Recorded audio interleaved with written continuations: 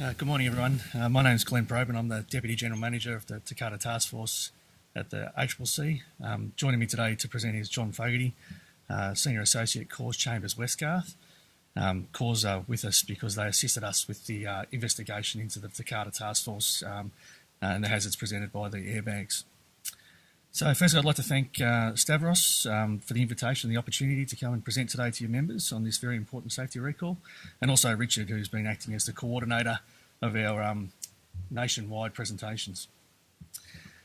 Okay, so the first point I'd like to make is that this is a very difficult problem, and hazards presented by the faulty airbag inflators are very serious, potentially causing death.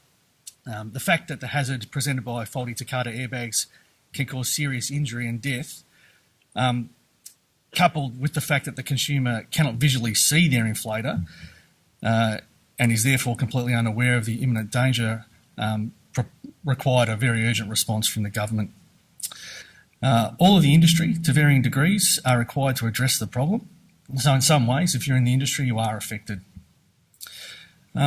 While the recall notice places the onus largely on manufacturers to replace affected airbag inflators, we do acknowledge the impact that this recall notice has on the wider industry, and that's why we're here today, to explain the requirements and take your questions. So I know that the presentation is being recorded, so I'd just like to make the point that this is a point in time presentation, so some of the information may change, not the factual information about the recall, but some of the information may need to be updated when the manufacturers have produced their communication and engagement plans and proceed through those processes. So, what are we looking at today? In the presentation, we're going to cover a lot of ground. First, we're going to speak about the Takata airbag problem, the nature of the defect and the risk the airbags pose to drivers.